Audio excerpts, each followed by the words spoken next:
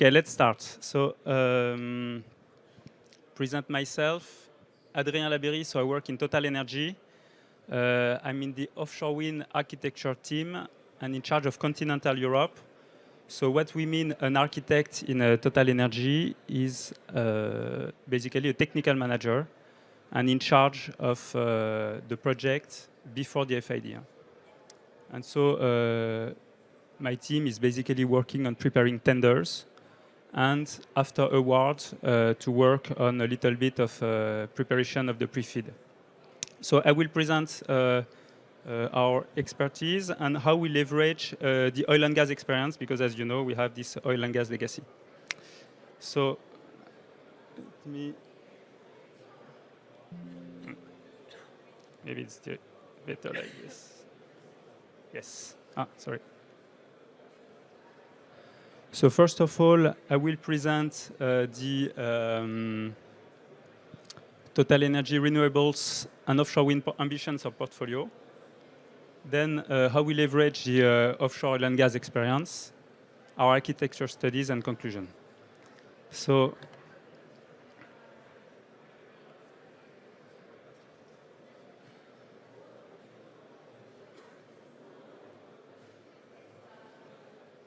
first of all, on the renewable and offshore wind ambition. So as you know, TotalEnergies is by heritage oil company, but we are investing a lot in renewables. So for example, what you can see here is that our portfolio has grown quite significantly and it's set to increase quite a lot in the coming years because we have for the time being 23 gigawatts of installed capacity. So this is at Q1 2024.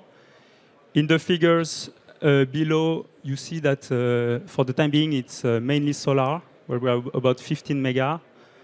Onshore wind, 15 gigawatts. 5 gigawatts of onshore wind, 1.5 gigawatts of offshore wind for the time being. But this is growing fast. And under construction, we have 5 gigawatts, and in development, 56 gigawatts. Our global portfolio is 84 gigawatts, and we aim of having 100 terawatt-hour of production by 2030. Okay. And now to present offshore wind, because this is where why we're here today. Offshore wind. So first of all. 4 years ago, we didn't have anything. So it's a very new activity for TotalEnergies. It's 4 years old. And we have, today, after 4 years, we have 18 gigawatts of projects in development and construction. So in the US, we have about 4 gigawatts in development. In Denmark, we acquired 400 megawatts to a company called European Energy, but they will be a partner in this project. It's a project under permitting. Then in Germany, you may have heard that we have a new project that we have won last week, 1.5 gigawatt additional N11.2 that come on top of the other project we had. We already had 3 gigawatts, one last year in the auction. So in Germany, we have 4.5 gigawatts. We also partner in a floating project in south of France, Eolmed. Then in UK, there is this project in operation, Seagreen, of 1 gigawatt, but we also have the different projects in development. Then we also have assets in South Korea and Taiwan. And on top of that, of course, we work on a number of tenders. And also, so to me, it's very exciting to see a large company with a lot of capital and a lot of expertise to develop strongly in a new field. So now to leverage a little bit the offshore oil and gas experience. So when I prepared this presentation, I asked myself when was the first offshore oil well drilled, and I thought it would be like in the 1960s and then I saw this picture, which is actually from 1901. So it's in the sea, it's in the ocean, actually in California. And these are oil wells drilled from a pier. And actually, the first oil well, it's not very well known exactly when, which was drilled offshore, but it was in a lake. It was 10 years before. So you can see actually the Americans, when they start doing something, they do it quite efficiently and massively. So this is just to say, and of course it took many decades to get the first oil well offshore out of sight. So I think it was many decades later, but still it's just to show that the oil companies, quite early, they had to conquer the seas and start producing in the offshore environment. Then, next slide. So, what are the similarities between offshore wind and offshore oil and gas? So, what we can see that, of course, you know, these projects are mega projects in scale and complexity. We can actually even see that oil project could be more complex, technically speaking. But we talk about multi-billion projects and in the fragile and hazardous sea environment. Since the time of the picture you saw, of course, the oil industry has a lot progressed on how to handle the environment in the sea. But this is different impacts that there is between offshore oil and gas and offshore wind. But it's an important impact that we need to take into account in the studies. Then it's hazardous, the sea. Oil companies for many years have produced in the sea. We have used helicopters as mean and transport boats. And this is also key experience that we can bring to the offshore wind industry. Then the other topic is that we have long duration of developments.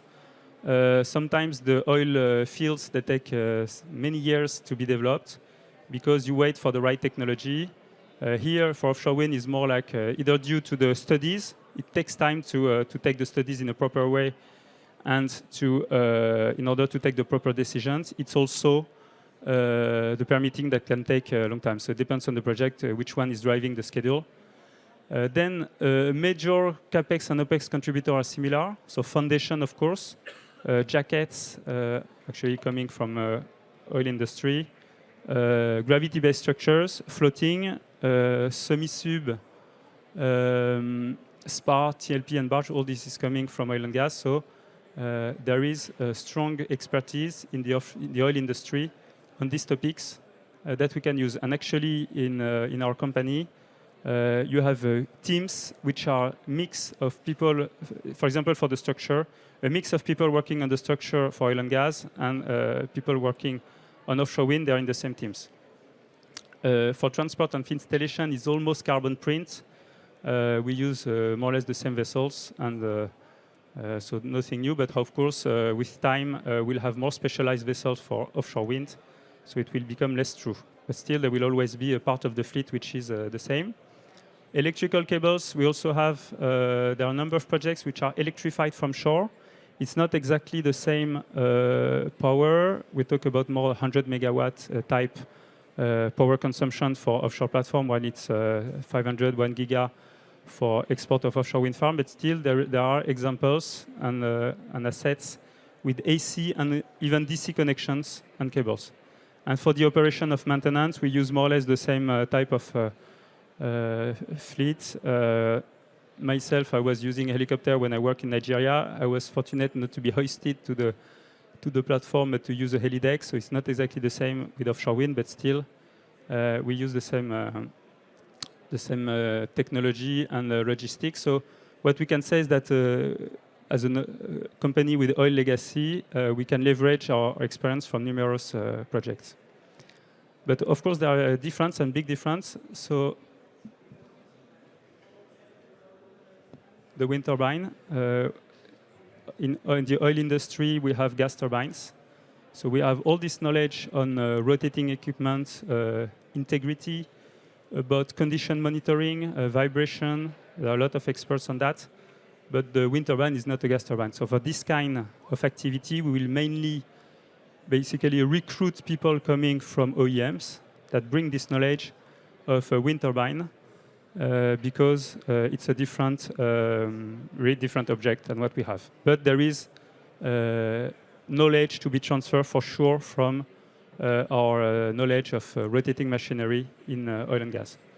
Then wind resource and yield calculation. there is a lot of capability, but in reservoir simulation in oil and gas, this is very different. And basically for offshore wind, we use mostly people coming also from the offshore wind industry, because we see that the transfer of knowledge is not so easy. But however, there are some similarities in the approach to uncertainties that can be quite useful in order to advise our management on when you see the sensitivity of yield on the economics, we need also to explain to them that this is not this is not hard science. There is some uncertainty, and they're used to it because they have that on the oil and gas as well. XXL monopile, we don't have them, I think, in oil and gas, or very little. This is new, and we know it's the majority of foundations in offshore wind, especially in Europe. So that's something clearly that needs to be learned, and that's why we hired people from the offshore wind background in the structural team as well, even if they're mixed with people working in oil and gas, but they come from offshore wind. But the main point of attention is that offshore wind is a different market. So the wind turbine selection, of course, has a huge impact on the studies. The wind turbine power changes. Manufacturers, they have sometimes changed their plans. It has a huge impact on studies. That's something we need to follow closely. And also, of course, we know that there is different prices depending on the years. There is a wave of projects. There is a market mechanism that make that the capex needs to be properly understood, and it changes. You can have a turbine, actually, if you buy it earlier than certain years, you get it at a better price. So it's important that we follow up the market closely, and our architects and our specialists need to go to this kind of forum and to talk to the supply chain, because sometimes it will be more the supply chain than them that will really decide on the design. So to do all of this, we recruit offshore wind experts to accelerate the knowledge build-up.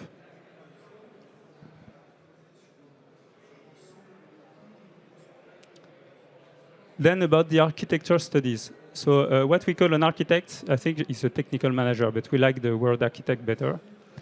And the architect is part of the OneTech, which is actually an entity of 3,400 specialists or technical managers that for the whole TotalEnergies. So we mix in these teams, depending on which team. As I said, some teams is purely, for example, the wind team, we don't mix it with the reservoir team, for example, or gas turbine team, but some teams are mixed. All these people belong to the same entity.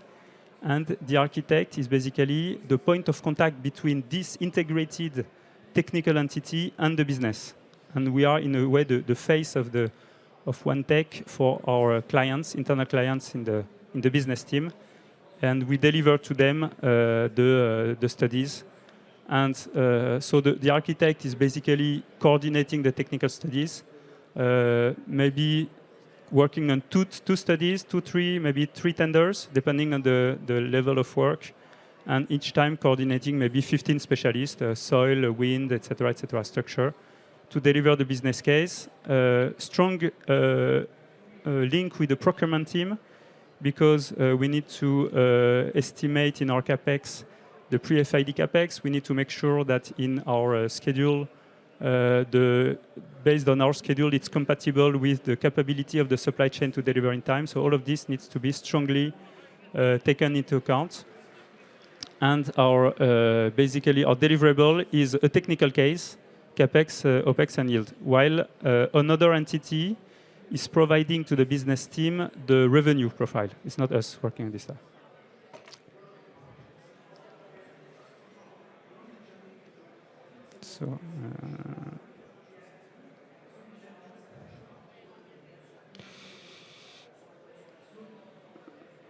So the way we work is that we apply the same logic as the large industrial project, because we think it applies well to offshore wind.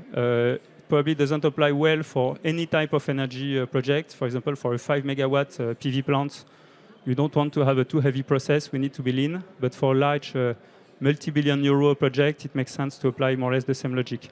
So we proceed by stages, and at each stage you have some kind of decision decision process, a gate, committees or whatever, you call them, in order to decide should we proceed or not.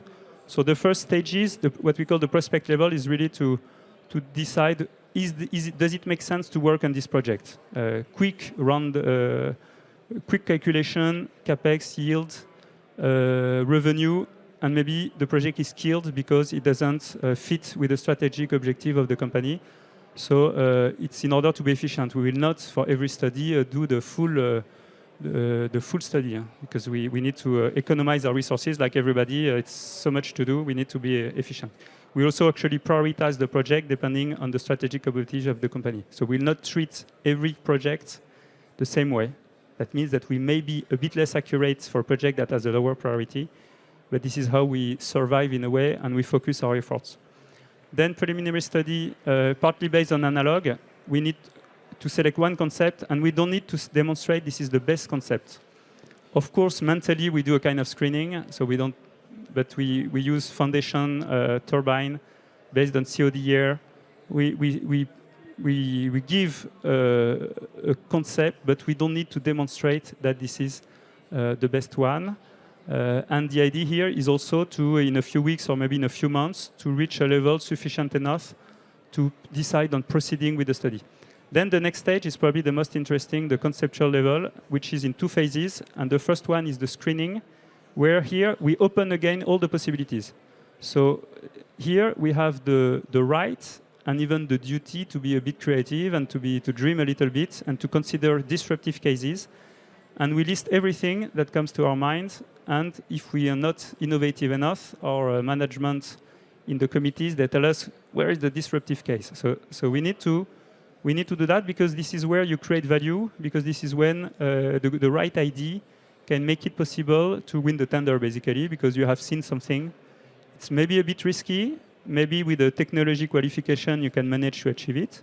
It has been done many times in the oil and gas project, is that together with the project, you have a qualification of a technology to make it possible. So that's typically the kind of cases we need to identify. And then the concept phase, so then we will close again. So we open and then we close again, because we cannot work on so many cases. So then we will select a few concepts, 2-3 concepts, and they should include a base case, which is, has a reasonable content of optimism. So we need to project ourselves in the future. And fallback case, which is more like if things don't go as expected, rather on the conservative side, this shows to the management the sensitivity of the project to the concept. And they can see what would be the profitability if it doesn't go as expected. And if we don't get the turbine we want, if the soil is worse as expected, because there is always a doses of uncertainty. But for the base case, we try to give what we call our P50. We try to give our best view. We shouldn't be on the conservative case always. We should also consider, because otherwise, but we shouldn't be too optimistic either. So we need our best view, what we believe will happen, which may be making assumptions on how the market will evolve. So the objective of all of this is to have accuracy, to advise our management properly, and efficiency to be more effective in the studies. And at each level, we have peer reviews and committees where we make sure that our concept is robust, and the other architects from other zones can give us their point of view on our project. And why do we apply this? Because it has proven efficient on oil projects and big refinery projects. So we think it applies well to offshore wind. So some reflections on the challenges regarding architecture studies. So there are several years between the tender preparation and the decision of investment. Many things can happen. Some years ago, people were thinking in the industry, oh, turbines will get bigger, the cost will always decrease. Recently, we see other signs, but we should not be only reacting to the latest sign. We need to build a vision of the future. It's easy to say, not easy to do, huh?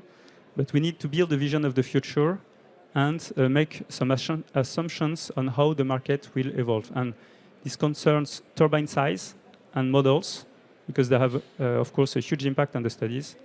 and the capex, how they will evolve. And that's something we do in the oil and gas as well. We have what we call vectors. So on the balance of plants, on the T&I, we look at trends, we build trends, and this has to be adapted to offshore wind, because it's not, when I said that turbine is different, monopile is different, it's not the same market. Some vectors from oil and gas can be applied to offshore wind, but not all. So we need to build vectors. We need, of course, to provide to the management the best possible picture on risk, opportunities and capex uncertainties, and yield. And engaging with the supply chain is key. So to conclude, we can see that TotalEnergies has great ambitions in renewables and a strong portfolio in offshore wind. Myself, actually, to tell a bit about myself, I used to work in TotalEnergies. I started in 2001. I quit in 2013. One of the reasons is that there was a lot of activity in solar, but not in offshore wind at the time. And I said, well, I want to go to offshore wind.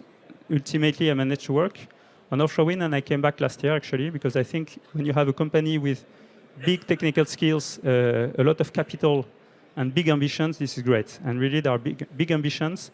I think we have 35% of the investment that are linked to low-carbon technology. It's maybe some people say it's not enough, but it's much more than many of our other oil companies, and we actually see ourselves as an energy company transitioning progressively to an energy company with a large scale of low-carbon technology. We can see that there are clear synergy between offshore oil and gas and offshore wind that we can leverage, but also we need to be humble and say that it's not copy-paste. We need to adapt and especially know the market well. It's very key. There is a great human capital to build on. For example, there is someone in my team that was a project manager for 800 million euro project in Nigeria, offshore Nigeria. These people have a wealth of experience. They want to participate in the energy transition. So that's great to benefit from these people, to upscale them, to teach them about offshore wind, so that they can do the same in offshore wind and develop projects in offshore wind. And then the final point, difficult one, is that build the vision of the future. It is challenging, but it's necessary. We cannot do other things. So thanks a lot. I will take your questions. I think we have a few minutes before the next presentation. If you have any questions? No? Okay, great. Thank you very much.